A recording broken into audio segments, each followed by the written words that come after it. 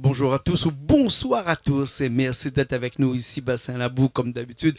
Cette dernière semaine consacrée à la politique chez nous, chez Canal Austral. C'est vrai qu'on a fait beaucoup de politique cette semaine ou ces 3 dernières semaines. Eh bien, on va finir cette semaine, ce 12 juin. Bon, les premières urnes vont parler. Et donc, on arrête après là. On va parler un peu musique après plus tard. Mais ce soir, on est encore dans la politique. On est dans la 6e circonscription. J'ai avec moi Jean-Noël Waro. Comment ça va, monsieur Waro? Très bien, bonsoir à tous. Merci d'être avec nous. Hein? C'est un plaisir. Monsieur Waro, le pas mis tout seul, parce que nous avons aussi Juliane Waro aussi avec nous. Bonsoir. Bonsoir. Merci d'être là avec nous ce soir. Merci à vous surtout de nous avoir invités. 6e circonscription, une circonscription qui part, on va dire une circonscription qui est de l'Est et du Nord un petit peu en même temps. Hein? Tout à fait, bien sûr. Voilà, Les gens voilà. de l'Est et Avec, du Nord. avec pas mal de candidats dans cette 6e circonscription, 13 au total. Hein? Tout à fait. Il en manque un apparemment lors des émissions, mais on est à 13. Voilà, On le voit pas trop. Zolé à 13, hein? Jean-Noël, on nous connaît où? Parce que il était durant les Gilets jaunes quelqu'un qui était vraiment au devant de la scène. Hein? Nous connaît où? Parce que dans le sport aussi, parce qu'il était champion de la Réunion de bras de fer. Hein? Regarde comment il fait la bras de fer. Richard, montre-moi là. Ouais, voilà, comme ça, Richard, merci. Ou les quelqu'un qui est engagé.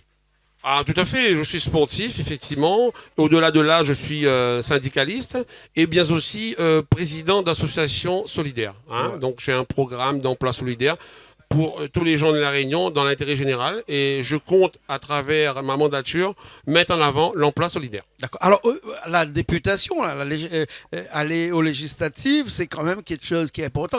Qu'est-ce qui la motive pour aller là-bas? Ben, justement, depuis qu'a été élu le président en titre Emmanuel Macron en 2018, on a démarré les Gilets jaunes, justement par rapport au président actuel, pour moi, a fait une mauvaise choix politique de supprimer l'un des plus grands patrimoines financiers de la France, c'est-à-dire l'ISF. Vous savez, l'ISF représente 150 milliards sur un budget de 500 milliards. C'est une recette qui sert pour l'intérêt général.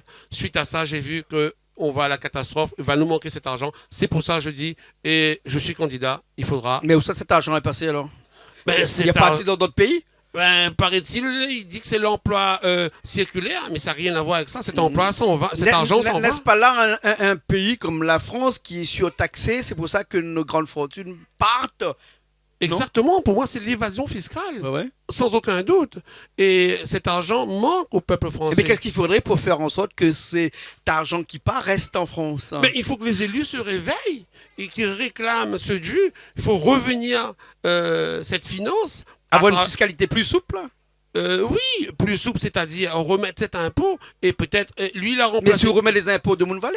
Non, les gens s'en vont pas. Cet impôt existe depuis plus d'une vingtaine d'années. Hein. Ça n'a pas fui les investisseurs. Au contraire, ce qu'on peut faire, c'est à travers l'impôt immobilier, augmenter un petit peu le plafond. Aujourd'hui, c'est à 750 000 euros. Il faudra la remettre à 1,2 million, 1,3 million pour que les gens puissent encore investir. En tout cas, là, pour beaucoup de monde, la d'impôts. Réunion, on a un patrimoine à 750 000 euros, donc nous l'avons un petit peu protégé ici à la Réunion, non? Mais il y a beaucoup de gens qui arrivent à cet argent-là. Il faudrait le plafond le déplacer et mettre plus haut encore. Plus haut De encore. façon que les gens puissent investir davantage. Mais les gens n'osent plus. Et si je comprends, ça veut dire qu'il y a beaucoup de gens riches à la Réunion, alors? Oui, parce qu'ils travaillent. Oui, c'est le cas. 750 000 euros de patrimoine, hein, on De parle, patrimoine, hein, on n'est bien pas d'argent sûr, sur le hein. compte bancaire. Non, non, non, non, Non, non. hein. Des patrimoines, ça veut dire qu'il y a un terrain, il y a une maison, etc. Oui, parce qu'il a travaillé Hein? déjà pour gagner. Donc, Hein? il veut dire que si quelqu'un a 4 maisons ici à La Réunion, il paye l'ISF. Tout à fait. Tout à Mhm. fait. Et moi, j'aimerais hausser ce plafond et bien sûr remettre l'ISF pour l'intérêt général. D'accord, d'accord. Mais ou pas quand même à la députation seulement pour ce motif-là. On a d'autres motifs que, où la grand besoin de défendre là-bas à l'Assemblée, si au cas Bien on sûr, part là-bas. c'est Hein? défendre l'intérêt général à travers le pouvoir d'achat des Français et des Réunionnais et aussi défendre l'emploi qui est c'est le premier patrimoine financier de l'économie. Hein, sans emploi, on n'a pas de famille, n'a pas de vie, n'a pas d'études. Donc, il veut défendre l'emploi, et entre autres, l'emploi non seulement solidaire à travers le monde associatif, mais aussi l'emploi des entreprises. Et pour cela, pour moi, absolument, il faut réformer. La France a l'un des plus grands budgets européens à travers l'Allemagne et la France. Donc, il faut absolument diminuer les dépenses du gouvernement qui incombent à l'État. Donc réduire ses frais à travers le nombre des élus, qu'il y en a beaucoup trop. le salaire beaucoup trop éminent et trop d'avantages. D'accord. Si on est député demain, on va pouvoir. C'est comme ça qu'on dit. Donc, ce qui veut dire qu'un député vote des lois, vote des Je projets ferai de des loi, propositions et de vote loi dans des ce sens. propositions de loi dans ce sens. Donc, dans les propositions de loi, on va aller dans un cas où on va demander au gouvernement d'alléger un petit peu sa fiscalité d'un côté et toutes ces démarches administratives qui sont trop lourdes et tout ça. Comment l'État va réagir dans ce cas-là? L'État, c'est le peuple. Le peuple est souverain. Et à travers des propositions nobles d'intérêt général, le peuple va choisir de voter en âme et conscience pour un projet de loi et non pas pour une attitude gouvernementale. Pour une proposition de loi. Tout à fait, une proposition de loi. Cela va de soi. Donc, dans l'intérêt général, moi, je proposerais de mettre en place une fiscalité, on va dire, plus souple, surtout de diminuer les dépenses du gouvernement et aussi, en même temps, de réduire un petit peu les dépenses à travers les avantages qu'ont les élus en place. D'accord, alors, tu n'es pas tout seul parce qu'on a aussi Juliane Ouaro qui est second, on va dire, suppléante. Juliane, quoi la pousse au poète de la politique comme ça? En fait, moi, m'en a toujours, il fait un petit moment que Mettre le micro. fait des actions à La Réunion pour le patrimoine réunionnais, pour la culture, pour tout ça, pour tout ce qui est local et développement local. Donc, à travers les lois, nous pouvons faire en sorte de protéger notre île, notre patrimoine local, notre savoir-faire et aussi développer, pouvoir mettre des lois pour faire en sorte que l'importation et l'exportation soient de façon à être juste. C'est-à-dire ce que nous pouvons produire, nous n'a pas à importer en grande quantité. Ce que nous pouvons produire, nous produire. En autosuffisance ici à La Réunion. Ouais. Et taxer surtout les produits de luxe, pas la portée de tout le monde. Donc si quelqu'un peut acheter du luxe, donc c'est qu'il a les moyens. Et cause on a contre les gens qui ont du moyen? C'est pas une question de n'a rien. Une jalousie? Non, pas du tout. C'est pas mon genre d'être jalouse. Excusez-moi. Mais en fait, si nous arrivons à créer... la richesse se fait par les gens qui ont des moyens. Si nous arrivons à développer le produit local, oui. Nous créons des emplois. Et si nous créons de l'emploi, nous créons un pouvoir d'achat. À travers ce pouvoir d'achat, nous enrichit à nous toutes. Et on fait une économie séculaire ici à La Réunion voilà. qui fait en sorte que l'argent reste ici à La Réunion. On ne part pas en France là-bas. Et voilà. Et nous pouvons même, nous, développer à travers des lois ce que nous produisons, exporter. Et à travers ça, faire rentrer des sous à La Réunion. D'accord. Des sous à La Réunion, on a de l'argent qui rentre à La Réunion. Hein. Oui, mais les mal investis. On a beaucoup d'argent qui rentre à La Réunion. D'ailleurs, pour le logement, par exemple, on a la LBU qui est une dotation de presque 270 millions d'euros par an qui rentre à La Réunion. Est-ce que tu penses qu'il n'y a pas assez d'argent qui rentre encore à La Réunion? Il y a beaucoup d'argent qui rentre, mais... elle n'est pas distribuée, elle est mal distribuée. Elle est mal distribuée. Hein? Et surtout, il y a ce manque de logement à La Réunion devrait se faire par une répartition de subventions, mettre le travail du bâtiment en avant, créer de l'emploi, dynamiser. Et pour cela, on a le patrimoine, on va dire, immobilier, mais il y a une volonté politique. Pour cela, allons mettre en place une politique d'embauche dans le bâtiment. Prenons nos anciens, avant de partir à la retraite, qui ont de l'expérience, formons davantage nos jeunes et mettons-le très très jeunes, dès l'âge 18-19 ans, ceux qui ne peuvent pas faire des grandes études, dans l'apprentissage. Moi, je suis issu d'une famille de personnes qui ont passé par l'apprentissage. Moi, je dis l'apprentissage, c'est l'avenir de l'humain à travers l'emploi. D'accord. Avec des grands projets, là, oui, mais il faudra changer peut-être un petit peu les mœurs. Parce que les mœurs ne sont pas ça. Quand on aime à Mike et il a 18 ans, on n'a qu'une envie, c'est qu'il fait des grandes études. Bien sûr, mais changer les mœurs, c'est une fête. Mais toujours revient le pouvoir d'achat, revient la fiscalité. Je rebondis sur la fiscalité. Au jour d'aujourd'hui, on a besoin du pouvoir d'achat.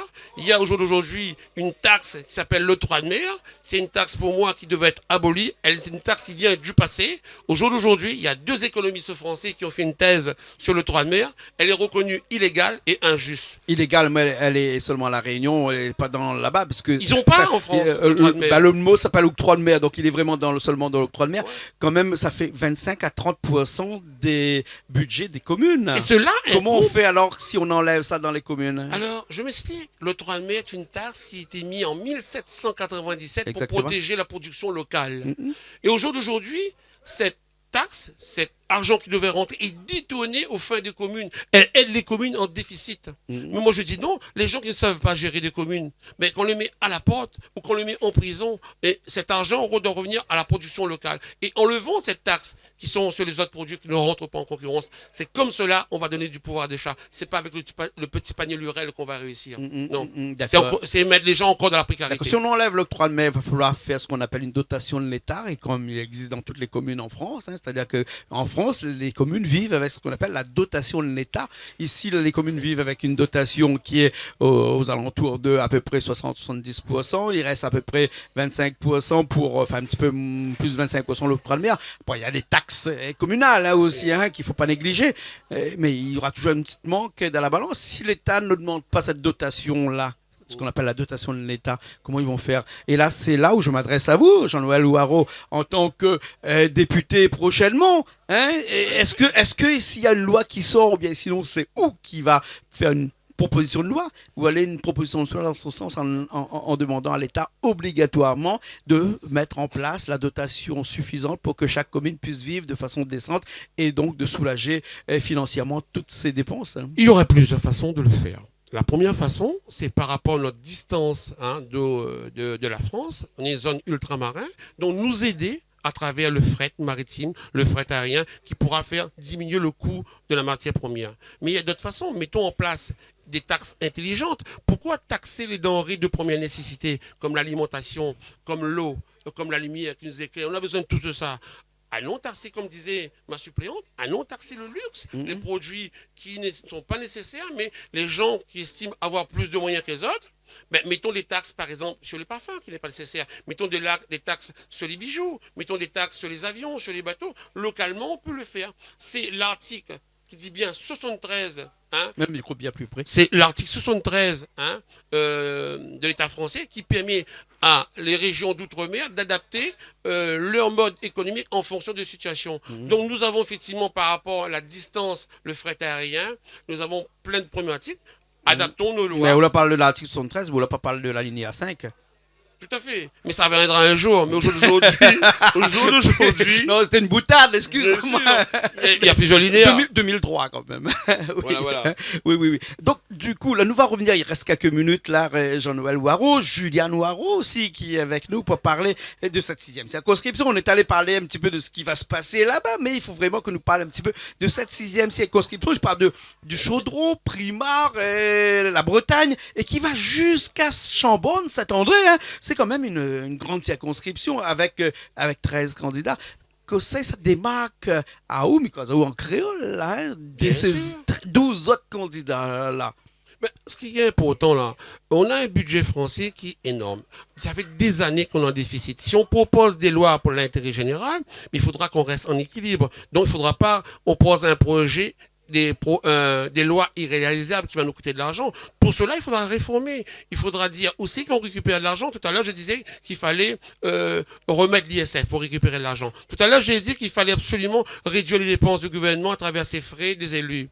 Mais je dis aussi, à travers les frais des élus, on doit mettre des taxes intelligentes pour pouvoir ramener encore de l'argent. Et pour cela, pouvoir investir dans le pouvoir d'achat. Tout à l'heure, je parlais aussi de l'octroi de mer. Effectivement, cet octroi de mer, il faudra la réformer, remettre à sa position initiale. D'accord, Jean-Noël Ouareau, les champions du monde, la championne de la Réunion du bras de fer, n'est-ce pas là un bras de fer qu'on veut mener avec le gouvernement?